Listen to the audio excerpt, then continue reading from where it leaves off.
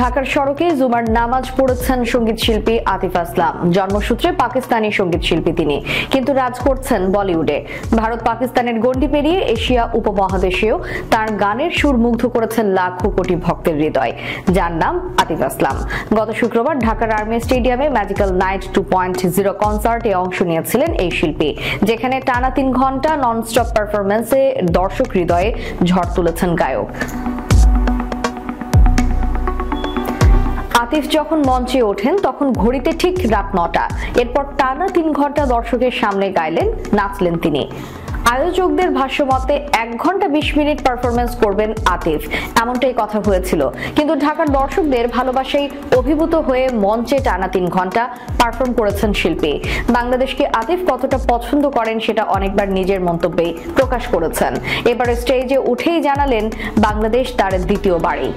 শুক্রবার রাতে স্টেজে ওঠার আগে ঢাকার একটি 5 তারকা হোটেলে ছিলেন আতিফ আসলাম। বৃহস্পতিবার সন্ধ্যায় তিনি বাংলাদেশে পা রেখেছিলেন। এরপর শুক্রবার দুপুরে জুমার নামাজ আদায় করতে হোটেল থেকে বের হন এই গায়ক। সড়কের পাশে মাস্ক পরিহিত অবস্থায় তার নামাজ আদায়ের একটি ভিডিও ছড়িয়ে পড়েছে সামাজিক যোগাযোগ মাধ্যমে। ভিডিওর সত্যতা নিশ্চিত করা হয়েছে ম্যাজিক্যাল নাইট 2.0 কনসার্টের আয়োজক ট্রিপল টাইম কমিউনিকেশনের পক্ষ থেকেও।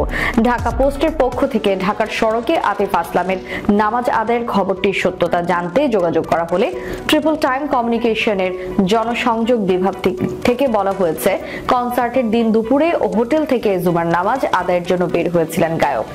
ধারণা করা হচ্ছে খিলক্ষেতের আশপাশের এলাকার কোনো একটি মসজিদে নামাজ পড়েছেন তিনি। এদিন ম্যাজিক্যাল নাইট 2.0 কনসার্টে তু চাহিয়ে গান দিয়ে পারফর্ম শুরু করেন আতিফ আসলাম। গানটি শেষে দর্শকদের উদ্দেশ্যে আতিফ বলেন, বাংলাদেশ সবসময় আমার সেকেন্ড হোম। আমি অপেক্ষায় থাকি এখানকার দর্শকের ভালোবাসা নেয়ার জন্য। মঞ্চে ওঠার পরেই টেকনিক্যাল সমস্যা হয়েছিল, তবে সেটা ঠিক করে আবার শুরু করতে পেরেছি এবং ধৈর্য ধরার জন্য সবার প্রতি ভালোবাসা।